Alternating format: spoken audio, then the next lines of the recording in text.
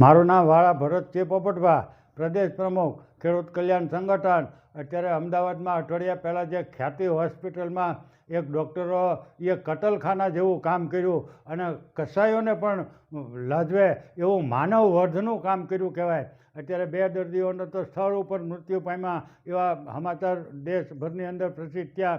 અત્યાર સુધીમાં 12 દર્દીઓને ડૉક્ટરોની બેદરકારી અને છેતરપિંડી કરી અને ડૉક્ટરોએ આ આખું કાવતરું કર્યું પૈસા કમાવા હાટુથી એ બહાર આવ્યું. પણ જો આની તટસ્થ અને ન્યાયની રીતેથી તપાસ કરવામાં આવે તો ખ્યાતિ હોસ્પિટલના જે ડૉક્ટરોની ઘોર બેદરકારી છે અને છેતરપિંડી કરેલી છે એમાં હજારો દર્દીઓને મોતને ઘાટ ઉતારેના બહાર આવવાનું પૂરી શક્યતા છે. પણ આ સરકારમાં ભીનું ઉંકેલાઈ જવાનું છે. આ ખ્યાતિ હોસ્પિટલ છે એ તો એક ખાલી નામ પૂરતી અને બહાર આવી એટલે ચર્ચાનો વિષય બન્યો. પણ સરકાર અને તંત્ર જો આમાં બરાબર રીતેથી તપાસ કરે તો ગુજરાતના 99% ડૉક્ટરો પ્રાઇવેટ ડૉક્ટરો છે એ છેતરવા સિવાય અને દર્દીઓને લૂંટી લેવા સિવાય બીજો કોઈ ધંધો કરતા નથી. આ ડૉક્ટરો કરતાં તો આતંકવાદીઓ પણ સારા હોય કે એને થોડીક તો દયા આવે.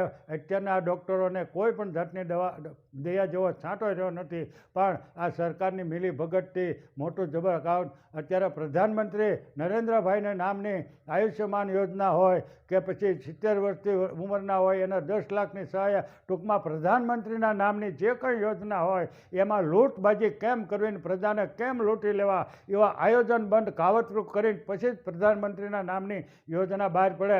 પછી દર્દીઓની આયુષ્યમાન કાર્ડ હોય કે ખેડૂતોનું કિસાન કાર્ડ હોય કે જે કોઈ પ્રધાનમંત્રી દવાની યોજના હોય એ તમામ પ્રધાનમંત્રીનું નામ આવે અને મુખ્યમંત્રીનું નામ આવે. એમાં પ્રજાને કેમ લૂંટી લેવી અને પ્રજા ઉપર કેમ લૂંટબાજી ચલાવવી એવું એક કાવતરું કરીને આ સરકારમાં ચાલતું હોય. અત્યારે ખ્યાતિ હોસ્પિટલે દેશભરની અંદર હાહાકાર મચાવી દીધો અને આ ડૉક્ટરો અત્યારના જે છે એ 99% ડૉક્ટરો સારા ડૉક્ટરો છે એને ભગવાનનો દરજ્જો અપાય. પણ ભગવાનનો દરજ્જો લોકોએ ડૉક્ટરોને આપ્યો છે. પણ આ એક પણ 99% ડૉક્ટરો ભગવાનનો દરજ્જો આપવા લાયક નથી. સારા ડૉક્ટરો નથી કે સારા, હું કોઈના વખાણ કરું એવી વાત નથી. અત્યારે અમારા મહુવાની અંદર જ આજથી 50-60 વર્ષ પહેલાં ડૉક્ટર ભરૂચા હતા એની આજે પણ ખ્યાતિ છે. એવી જ રીતેથી ભૂતનાથની પાસે ભૂતનાથ મંદિરની બાજુમાં ખીમનાથ મંદિરની બાજુમાં ડૉક્ટર ચિમનભાઈ હતા, નવાજ આપે ડૉક્ટર નાણાવટી હતા. એની એટલી જ બધી ખ્યાતિ છે. અને ગુજરાતની અંદર નહીં પણ દેશભરની અંદર સારામાં સારા ડૉક્ટર તરીકે જો કોઈ ખ્યાતિ પ્રાપ્ત કરી હોય તો એ વડલીના ડૉક્ટર કનુભાઈ કરચરિયા અને કરસારમાં ડૉક્ટર બરદાણિયા સાહેબ છે, પ્રવીણભાઈ બરદાણિયા. એને જબરજસ્ત પ્રમાણના લોકોની સેવા કરી અને એને ભગવાનનો દરજ્જો આપવા લાયક છે. કનુભાઈનું રાજકીય બાબત છે એને હું નથી બરાબર ગણતો, પણ ડૉક્ટરોની જે એની લાઈન છે એ તો એમાં તો એ ધન્યવાદ અને વંદનને પાત્ર છે. એટલે આવા ડૉક્ટરો હોય તો એને ભગવાનનો દરજ્જો પ્રવીણભાઈ બરદાણિયા જેવા કે કનુભાઈ કરચરિયા જેવા એવાને આપણે બિરદાવીએ તો બરાબર છે. એવા જ ડૉક્ટરો સારા મહોમાં ડૉક્ટર ઝાવલિયા છે, ડૉક્ટર ધીરુભાઈ આહિર છે. હમણાં થોડાક જ દિવસ પહેલાં અઠવાડિયા પહેલાં જ હું જ્યારે ડૉક્ટર ભૂત સાહેબ એમડી ડૉક્ટર ભૂત સાહેબના દવાખાને ગયો અને હું જ્યારે બતાવવા ગયો ત્યારે મારી આગળના દર્દી હતા એને છાતીમાં દુખાવો થઈ ગયો અને ભયંકર પ્રમાણની એને બીમારી હતી. એટલે ડૉક્ટર ભૂત સાહેબે PS ભૂતે એના તમામ રિપોર્ટ તપાસી અને દર્દીને સામેથી કીધું કે ભાઈ તમને એક પણ પૈસાની દવા આપવા જેવું નથી, તમને કોઈ જાતની બીમારી નથી. નકર જો ડૉક્ટર ભૂતે ધાર્યું હોત તો એના 5-25 હજારમાં લૂંટી લેવો હોત તો એ ભૂત સાહેબ એવું કરી શકત. પણ આવા ડૉક્ટરો સારા નથી એવી વાતે નથી. હું કોઈના વખાણ કરું છું એવી મારી વાત નથી, પણ આ હકીકત બનાવ બનેલા છે એટલે એ તો કહેવા જ પડે.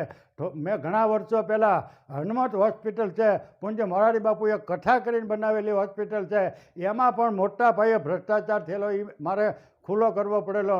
જ્યારે આરસીભાઈ ફળદુ કૃષિ મંત્રી હતા ત્યારે મેં અહીંયા મહુવામાં એ પ્રોગ્રામ કરેલો અને હનુમત હોસ્પિટલની પોલ.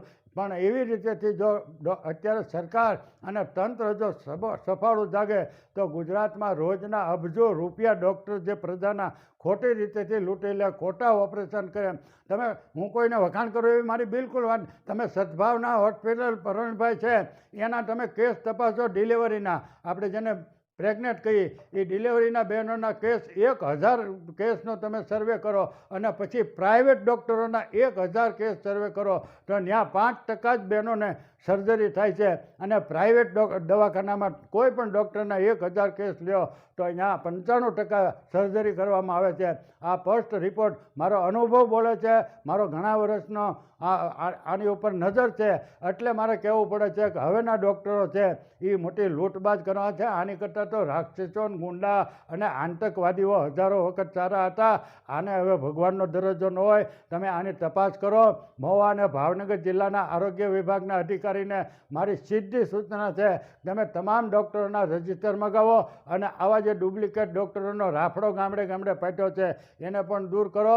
અને ડૉક્ટરો મનમાની ફી લઈ અને ગરીબોને લૂંટે છે. મેં ઘણા વર્ષોથી મેં વાતે સાંભળી છે અને અત્યારે મેં વાત સાંભળી કે ભાવનગરની બ્રિજેશ શાહ છે એ તમે એના દવાખાનામાં ચડોનું ઓપરેશન કે તમારે કાંઈ પણ મગજમાં કરવાનું થયું હોય તો 1 લાખ રૂપિયા તો તમારે પહેલાં ભરવા પડે, પછી જ એ તમારો હાથ ચાલે. એટલે આ એટલી બધી લૂંટ કરે છે કે આ બરાબર છે. એ સરકારને આનું તપાસ કરવી જોઈએ કે તમે લાખ રૂપિયા પહેલાં મેકાવો તો એ દર્દીને સારો થાય અને એને જ ઓપરેશન થતા હોય છે ત્યારે કેટલા લાખ રૂપિયા એ બ્રિજેશ શાહના દવાખાનામાં દર્દીના જતા હોય છે. એ બરાબર જાય છે કે પછી લૂંટબાજી ચાલે છે એની તો સરકારે તપાસ કરવી જોઈએ ને. અત્યારે સામાન્ય ડૉક્ટર પાસે જાય તો માણસને 1000 રૂપિયા કે 2000 રૂપિયાનો ખર્ચો થાય, તાવ આવ્યો હોય તોય. એટલે સરકારની આમાં ઠેઠથી ઠેઠ સુધી આરોગ્ય ખાતું જો ફૂટલું હોય અને આના હપ્તા ઠેઠ કૃષિ મંત્રી સુધી પહોંચતા હોય, એમાંય જે જ્યારે આયુષ્યમાન કાર્ડ નીકળ્યું અને આ પ્રધાનમંત્રીની જે દવાની યોજનાઓ નીકળી ત્યાર પછીના તો જેટલા ડૉક્ટરો જેટલી આ આયુષ્યમાન